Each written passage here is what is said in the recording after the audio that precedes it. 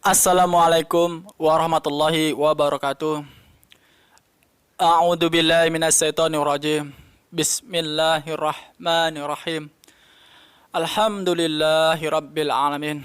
Wassalatu wassalamu ala asyrafil anbiya'i wal mursalin wa ala alihi wa sahbihi ajma'in.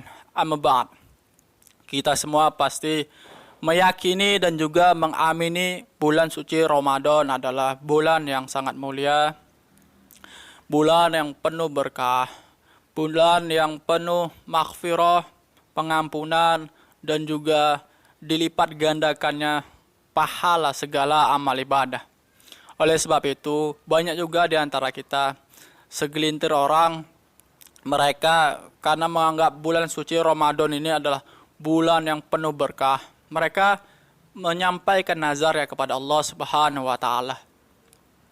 Kebanyakan dari kita bernazar, ya Allah, berikan hamba kekayaan, ya Allah, berikan hamba jabatan yang mulia, ya Allah. Jika hamba memiliki kekayaan tersebut, jika hamba memiliki jabatan yang hamba inginkan, ya Allah, maka hamba akan setiap hari bersedekah kepadamu, ya Allah. Hamba akan setiap hari bertilawah Al-Quran, ya Allah. Hamba akan setiap hari menjaga amal ibadah, sholat hamba, ya Allah.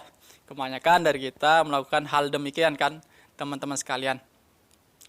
Dalam hal ini para guru-guru kita sebenarnya tidak melarang yang namanya nazar. Akan tetapi para guru-guru kita sebenarnya ingin mengarahkan bagaimana cara bernazar yang benar gitu. Jadi di sini sebagai sahabatmu teman-teman sekalian, saya pribadi yang telah mendapatkan sedikit ilmu dari guru-guru saya, ingin menyampaikan di sini. Saya pribadi tidak ada bermaksud untuk niat menggurui, akan tapi hanya sekedar sharing ilmu teman-teman sekalian. Jadi dalam hal nazar, para guru-guru kita sebenarnya mengarahkan kepada kita, jika kita bernazar, kebanyakan dari kita ketika kita bernazar, kita melakukan sesuatu hal ketika nazar kita telah berhasil gitu. Seperti sedekah, sholat, membaca Al-Quran, tilawah Al-Quran gitu kan. Itu kita lakukan setelah berhasil mendapatkan nazar tersebut. Hal demikian bagi para guru-guru yang ada, itu bisa dikatakan mohon maaf. Kembali lagi saya minta maaf kepada teman-teman sekalian jika saya salah mengatakannya ataupun cara menyampaikannya. Jika hal demikian kita lakukan, maka itu bisa disebut kita sebagai orang yang bakhil teman-teman sekalian. Kenapa kita bisa dibilang orang yang bakhil? Itu disebabkan karena sebenarnya walaupun nazar kita belum terlaksana gitu kan kita masih bisa bersedekah. Kan kita masih bisa salat. Kan kita masih bisa tilawah Al-Quran. Kok tunggu nazar kita terlaksana dulu baru kita laksanakan? Kan gitu teman-teman sekalian. Anggaplah dalam hal segi harta gitu kan. Teman-teman sekalian minta harta kepada Allah Subhanahu wa taala. Sekali lagi di sini saya tidak ada maksud untuk mengajak teman-teman sekalian untuk cinta dunia. Akan tapi ya, kita semua ya bisa dibilang to the point aja ya, tidak munafik gitu. Kita perlu yang namanya harta, agar apa? Agar kita sebenarnya dapat membantu diri sendiri dan juga orang lain. Jadi kembali lagi lah ke nazar kita. Banyakan kita melakukan hal demikian gitu. Tunggu nazarnya berhasil baru kita lakukan. Seperti mungkin kita ingin kita titik fokuskan kepada sedekah. Kalau sholat mungkin bisa lah kan gitu. Sholat, tilawah Al-Quran, dalam pandangan teman-teman sekalian gitu kan. Kalau sedekah gitu kan, teman-teman sekalian pikir gitu kan. Kalau sedekah teman-teman sekalian, semiskin-miskinnya orang, pasti ada di dalam kantongnya tuh uang 500 perak. Dan uang 500 perak yang kita berikan, yang kita sedekahkan, itu dipandang oleh Allah Subhanahu wa taala. Jadi ya jangan sampai lah teman-teman sekalian, Allah melihat kita loh. Kamu saja belum nazarmu terlaksana udah bakhil gitu. Bagaimana setelah nazarmu terlaksana gitu kan? Ya kita tidak mendahului Allah gitu kan.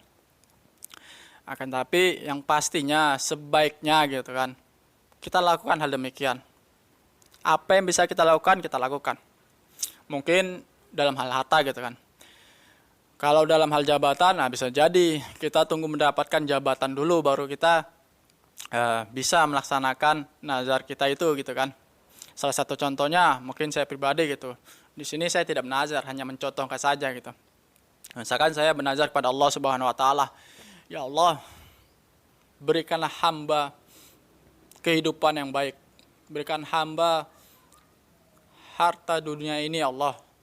Berikanlah hamba jabatan yang tinggi ya Allah. Jadikan hamba salah satu pejabat di dalam negara ini ya Allah. Ketika hamba berhasil mendapatkan itu semua ya Allah, hamba adalah makhlukmu yang sangat mencintai agamamu ya Allah, yang sangat mencintai para alim ulamamu ya Allah, para guru-guru ya Allah, para penuntut ilmu ya Allah. Hamba ingin memuliakan mereka dengan jabatan hamba, dengan kekuasaan yang hamba miliki ya Allah. Maka kabulkanlah ya Allah. Ketika saya bernazar demikian gitu teman-teman sekalian, dalam hal kekuasaan gitu kan, dalam hal memuliakan para alim ulama, para guru-guru kita gitu, dalam skala kecil mungkin bisa gitu. Salah satu contohnya seperti saya bilang tadi gitu kan, tidak ada sebenarnya semua amal ibadah itu bisa dilakukan asalkan kita ada niat saja. Salah satu contohnya dalam hal skala kecil memuliakan ulama. Biasanya kan jika para guru itu memasuki masjid untuk mengajar, selopnya itu kan biasanya menghadap ke masjid gitu kan. Ini yang saya lakukan. Di sini saya tidak mengungkit-ungkit amal ibadah saya. Saya mengatakan ini hanya sekedar untuk memotivasi teman-teman juga gitu, agar bisa melaksanakan hal yang serupa seperti saya gitu. Istilahnya kita jangan bakhil lah jadi manusia gitu kan. Apa yang bisa kita lakukan, walaupun itu hanya skala kecil. Jadi saya balikkan gitu, seleb si guru ini gitu menghadap keluar. Jadi ketika guru tersebut keluar dari masjid, tinggal masukkan kakinya langsung bergerak keluar gitu kan. Tidak perlu si guru tersebut membalikkan badannya lagi untuk masukkan kakinya. Dan juga indahnya Islam teman-teman sekalian. Ketika kita memuliakan seorang muslim, ketika ada seorang manusia yang dicintai Allah dalam tempat tersebut gitu, maka Allah SWT pun akan memberikan nikmat yang sama kepada orang-orang di sekitarnya. Salah satu contohnya, kembali lagi, saya tidak ingin mengungkit-ungkit teman-teman sekalian, tapi hanya sekedar contoh gitu. Yang saya lakukan, kan tidak mungkin kan saya hanya membalikkan seleb si guru saja gitu. Bisa dibilang kan saya egois. Dan sejatinya pun bisa dibilang itu bakhil juga kan. Hanya satu saja yang kita lakukan. Jadi pada saat itu bukan hanya seleb si guru saya balikkan. Saya balikkan seluruh seleb para jemaah masjid tersebut. Jadi kan dari situ orang-orang yang berada di sekitar guru tersebut pun mendapatkan manfaat yang sama kan dari guru tersebut. Itu indahnya Islam, teman-teman sekalian. Islam bukan hanya sekedar mementingkan dirinya sendiri, akan tapi dia memikirkan juga kepentingan orang lain. Lalu teman-teman sekalian, berhubungan dengan nazar biasanya tidak lepas dengan yang namanya sedekah, teman-teman sekalian. Di sini juga saya ingin menyampaikan bahwasanya hendaknya kita jika ingin bersedekah, kita mengikuti perintahnya Allah Subhanahu wa taala. Ada tuh prioritas yang dikatakan oleh Allah Subhanahu wa taala dari yang pertama sampai terakhir jika kita hendak bersedekah. Lalu teman-teman sekalian, di dalam video ini juga ingin saya tekankan kepada teman-teman sekalian dalam hal sedekah gitu kan. Jika teman-teman sekalian berhasil mendapatkan nazarnya gitu, walaupun tidak berhasil tetap harus dilakukan juga gitu.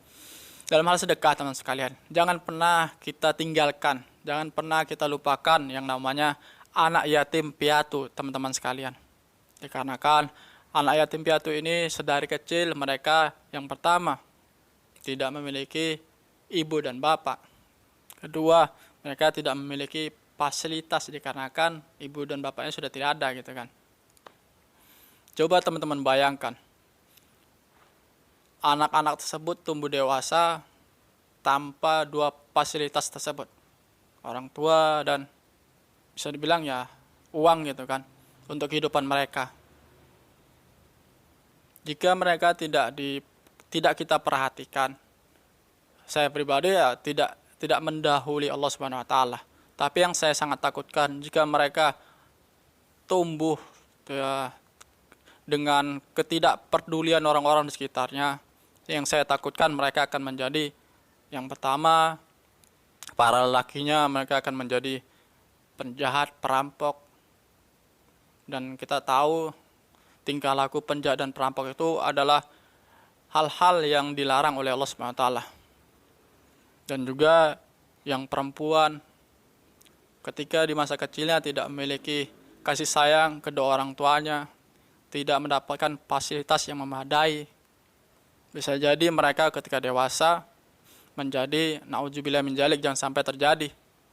Mereka melacurkan diri. Jangankan mereka yang tidak memiliki kedua orang tua, sedangkan ada di luar sana mereka yang masih memiliki kedua orang tua, akan tapi taraf ekonominya rendah gitu, di bawah, mereka sanggup melacurkan diri. Apalagi para anak yatim piatu yang tidak memiliki orang tua, teman-teman sekalian. Oleh sebab itu ya, marilah kita sama-sama memperhatikan para anak yatim piatu tersebut, teman-teman sekalian. Mereka adalah tanggung jawab kita. Dan sejatinya Rasulullah SAW sebagai suri tauladan kita, sebagai rahmat seluruh alam, telah mengajarkan kita hal yang baik-baik, teman-teman sekalian. Salah satunya ya memperhatikan para anak yatim. Karena ya saya ulangi lagi, umat Islam itu tidak hanya mementingkan diri sendiri, akan tapi mereka peduli juga dengan orang lain. Jadi ya itulah yang ingin saya sampaikan, teman-teman sekalian. Saya doakan segala apa yang teman-teman impikan, teman-teman idamkan tercapai. Dan juga di sini saya ingin mengingatkan kembali, jangan lupa ketika berhasil, perhatikan orang-orang di sekitar kita, terkhususnya para anak yatim.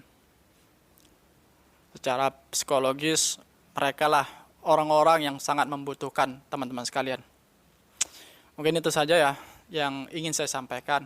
Semoga apa yang saya katakan ini dapat menjadi iktibar atau pelajaran bagi diri kita masing-masing, terkhusus saya gitu.